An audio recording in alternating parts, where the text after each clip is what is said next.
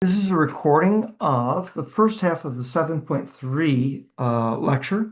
We're going to be exploring here the distribution of sample means. The previous section we explored the distribution of sample proportions, where sample proportions worked out well for us investigating categorical variable. Most quantitative variables are summarized with means, and this is going to be a basic tool that will help us do analysis having to do with sample means. We should explore three elements of the sampling distribution. One, the mean; the second, the standard deviation; and the third, the shape. We're going to break the shape into two parts. We're started in this lecture and we'll finish it off in the second half of this lecture. Again, what's the idea? You can imagine that we have a population. Like in this first example, we have a population which consists of about 62,000 households, about which we know the income, right? Now, let's call that population, and this a population distribution, and we kind of can see its shape, we can see its mean, we can see its standard deviation. What would happen if we took 500, sorry, take a sample of 100 households out of that population, calculated the sample mean, and then plotted it? And then we did that again and again and again, so that we ended up with 500 simple random samples from this one population, and then made the histogram. How do these two distributions compare? Well, let's talk about their shapes first. I think the population distribution of incomes, that's this one. I think it's skew right. Seems to have a tail going off to the right-hand side. I'm going to call that a skew right distribution.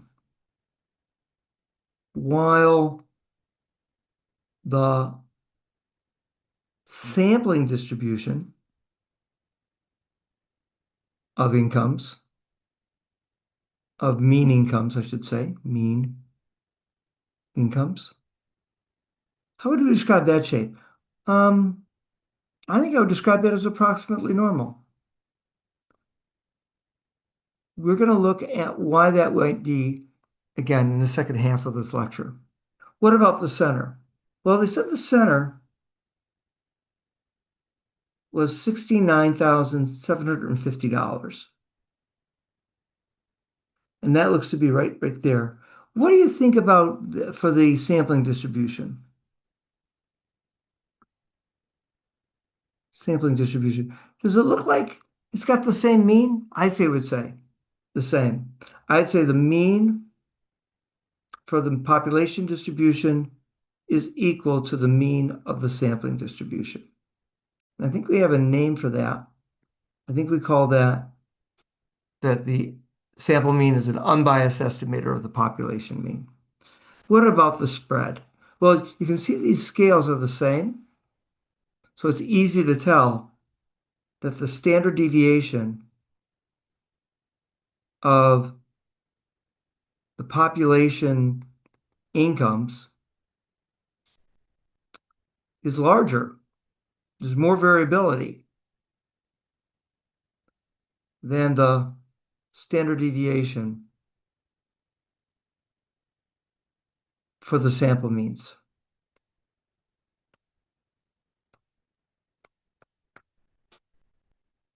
Okay, let's see if we can get a summary of those ideas. The book says, hey, if we are taking simple random samples from a population, n, lowercase n being our simple for the sample size, and we're taking from a large population with a known mean called mu and a known standard deviation called sigma, that the mean of the sampling distribution of x bar is the same as the population mean itself. The standard deviation of the distribution of x bar is the old standard deviation divided by the square root of n. Now, I'm not going to justify the formula, but I do want to point out that it sure suggests strongly that as the sample size gets bigger, the standard deviation of the sampling distribution gets smaller. Okay? The fact that the mean of the population is the same as the sampling distribution mean also tells us that X bar must be an unbiased estimator. Okay? Now, this formula, which I'm not going to derive for you, does have in its derivation the assumption of independence.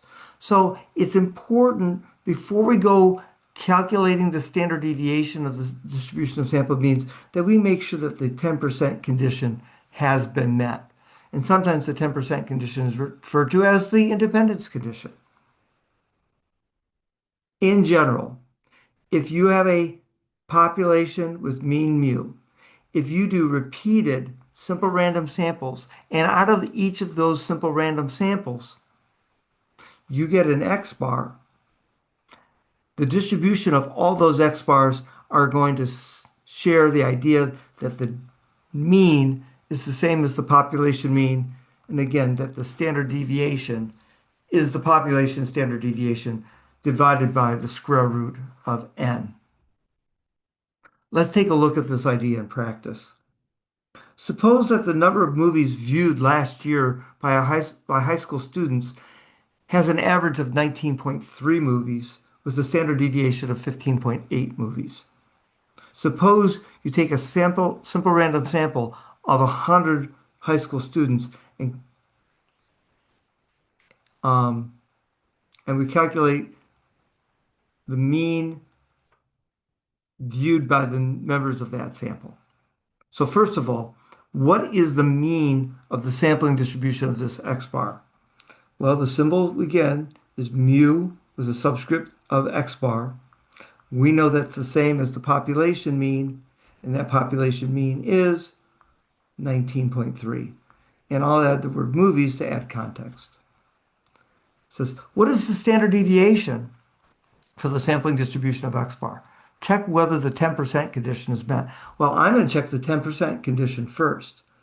N, which is 100, is it less than 1/10 of capital N? And I say, yes, that's true because it is safe to assume there are more than, in this case, the sample size was 100, more than 1,000 high school students. Well, if that's the case, we have now permission to be able to calculate the standard deviation. The standard deviation of X bar, the standard deviation of the sampling distribution of XR is sigma divided by the square root of n, which in this case is 15.8 divided by the square root of 100. 15.8 square root of 100 is 10, which means the standard deviation of the sampling distribution of X bar is 1.58 movies. And again, substantially smaller than the population standard deviation. Now, we spent time talking about the mean and the standard deviation. What about the shape? Part one of this discussion of shape basically says this. If you have a population which is known to be normally distributed, then the sampling distribution of X bar will also be normal. So if we know the population is normally distributed, then the sampling distribution is also normally distributed. Okay? So if X is normally distributed with mean mu and standard deviation sigma, that means the sampling distribution of X bar, also normal, also centered at mean mu, but has standard deviation square root sigma over square root of n. Again, provided that we met the independence condition. Let's see that idea in action. Let's say the heights of young women follows a normal distribution with a mean of 64.5 and a standard deviation of 2.5. Let me write that down in symbols. X is normally distributed, mean of 64.5, standard deviation of 2.5. First question, find the probability that a randomly selected young woman is taller than 66.5 inches. Show your work. And so we're being asked, what's the probability that X is greater than 66.5? Now, how do we figure that out and how do we show our work? Well, let's start by drawing that normal distribution centered at 66.5 with a standard centered at 64.5 with a standard deviation of 2.5. So if we go up one standard deviation, I think we're at 67. Go up another standard deviation, we're at 69.5. And what are we being asked to find?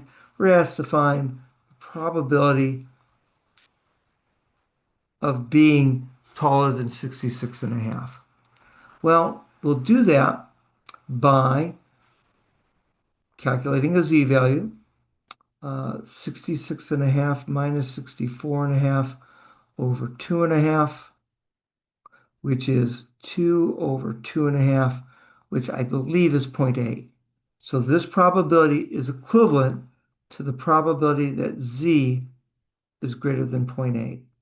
Remembering our stuff from the second chapter, this is a 1 minus problem, and we need 1 minus, and we need to look up 0.8 on our table. I'm going to bring up our table. Let's find 0.8. It's right there, and it crosses with 0 for the second digit. So it looks like 7.881. So that's 0.7881. And if I do that subtraction, I get 2,119. And does that look like it could be about 21%? Yeah, I think it is. So we could say the probability that a randomly selected young woman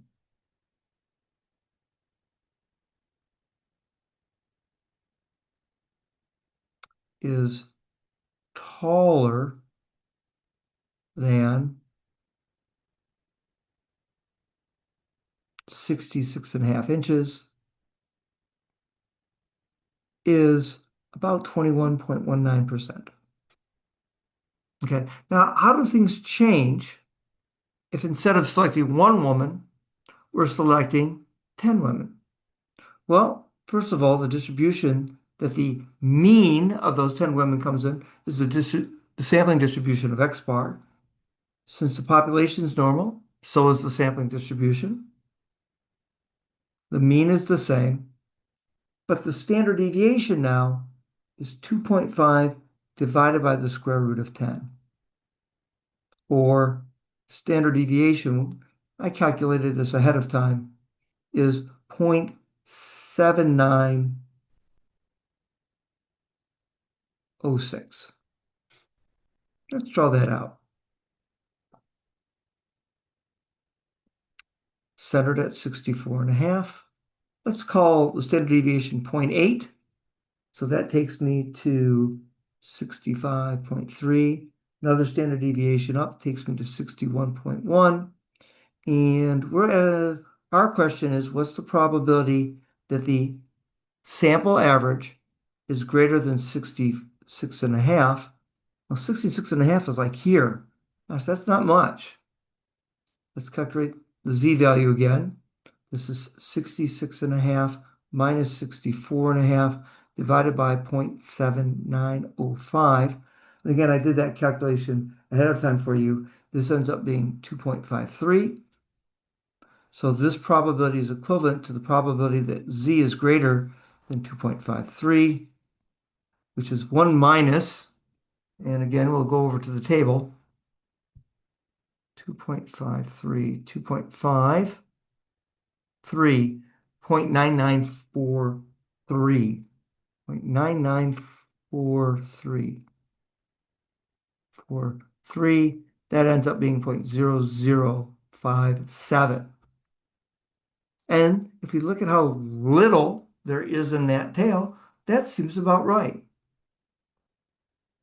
The probability that a simple random sample of 10 young women